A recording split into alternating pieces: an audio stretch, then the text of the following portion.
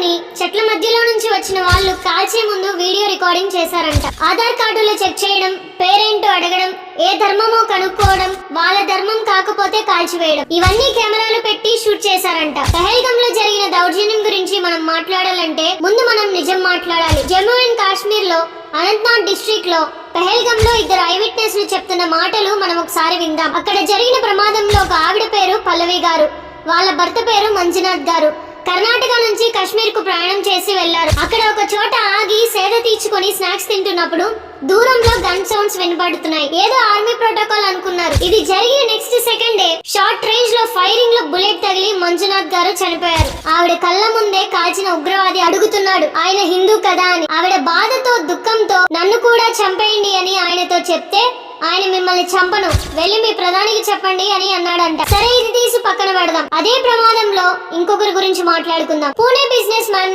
ఆయన సంతోష్ జగద్లే ఆయన పేరు. ఆయన ఒక టెంట్ లో దాక్కున్నారంట. ఈ సౌండ్స్ అన్నిటికీ భయపడి ఆయన మెడపట్టుకుని బయటకు లాగి నువ్వు ఇస్లామిక్ వర్స్ చెప్తావా లేదా అని అంటే చెప్పలేకపోయాడంట. పాపం 3 సార్లు ఆయన్ని కార్చారు అంట. తల మీద, చెవి వెనకతల, వీపి మీద. ఇది జస్ట్ 2 ఐ విట్నెస్లు మాత్రమే. 28 మంది చనిపోయారు.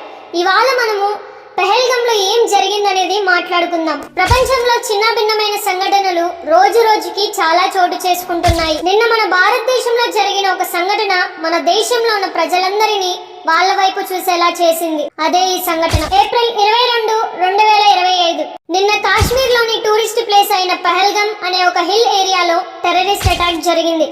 ఆ అటాక్ లో 28 మంది దారుణంగా చంపబడ్డారు. ఇందులో 24 మంది మన భారతదేశానికి చెందిన వాళ్ళు, ఒక 2 ప్రయాణికులు లోకల్ వాళ్ళు, మరి 2 వేరే దేశానికి చెందిన వాళ్ళు. ఇది కేవలం ఒక అటాక్ మాత్రమే కాదు, కానీ ఇది ఆ టెర్రరిస్టులు ఇస్తున్న ఒక సందేశం కూడా. అక్కడ జరిగిన ప్రమాదంలో ఒక భర్తను కోల్పోయిన భార్య చెప్పిన మాట ఏమిటో తెలుసా? ఆ టెర్రరిస్టులు వాళ్ళ హస్బెండ్ ని ఇలా అడిగారంట, నీ పేరేంటి, నీ రిలీజియన్ ఏంటి అని అడిగి తను ముస్లిం కాదు అని తెలిసి చంపేశారంట. కేవలం ముస్లిం కాదు అన్నందుకే చంపేశారు. పైగా వాళ్ళని కాల్చడానికి ముందు వాళ్ళ నమ్మకాన్ని, వాళ్ళ విశ్వాసాన్ని, వాళ్ళ యొక్క ఆత్మ గౌరవాన్ని పరీక్షించడానికి ముస్లిం పద్యాలను పాటించాలని అంటూ బలవంతం చేశారు అని సాక్షులు తెలిపారు. ఇదే ప్రమాదంలో కొత్తగా పెళ్లైన ఒక 2 భార్యాభర్తలు వాళ్ళ యొక్క హనీమూన్ కి వచ్చారు. అక్కడ సంతోషంగా ఆనందంగా గడపాలని వెళ్లిన వాళ్ళకి ఈ ఘటన జరిగింది. భర్తను చంపేశారు.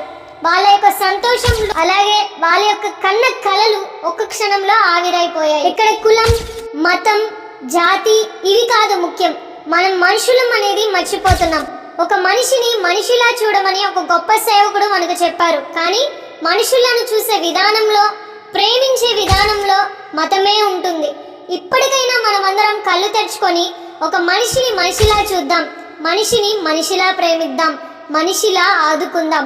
అదే మనమే ఒక వెకేషన్ కి వెళ్ళి తిరిగి మనం ఒక న్యూస్ ఛానల్ లో హెడ్ లైన్ లో వస్తే మన కుటుంబాలు పడే వేదన, చుట్టాలు పడే బాధ అంతా ఎంత కాదు. బైబిల్లో ఒక మాట ఉంటుంది. రోమీయులకు రాసిన పత్రిక 12వ అధ్యాయం 21వ వచనం, కీడు వలన జయింపబడక మేలు చేత కీడును జయింపుము అని. ఒకరికి చెడు చేసి కీడు తలపెట్టి మనము గెలిచాం అనే దానికంటే ఒకరికి మంచి చేసి మనం గెలిచాం అనే భావం మనలో ఉండాలి. మనలో దేవుని యొక్క ప్రేమ ఎదుటి వారి పట్ల కనపరచబడాలి. మనమందరం బాధ్యత కలిగి ఇప్పటికైనా మనుషులుగా చనిపోయిన ఫ్యామిలీస్ కొరకు ప్రార్థన చేద్దాం. ఎన్నో ఏళ్లగా జరుగుతున్న ఈ టెర్రరిస్ట్ అటాక్స్ కి ముగింపు రావాలి అని కోరుకుందాం. ఇది ఎటువంటి మత విద్వేషాలకు దారి తీయకుండా ప్రతి ఒక్కరిని మనిషిగా చూద్దాం. ఇది మతం వల్ల జరిగిన తప్పు కాదు, కానీ మనిషి ఆలోచించిన మార్గం లేదా విధానం వల్ల జరిగిన తప్పు. దీన్ని కేవలం మనం ప్రార్థనతోనే జయించగలం. మన పక్షంగా వాదించే న్యాయవాది మన దేవుడు ఒక్కడే. ప్రార్థిద్దాం, అలాగే మనిషిని మనిషిగా ప్రేమిద్దాం.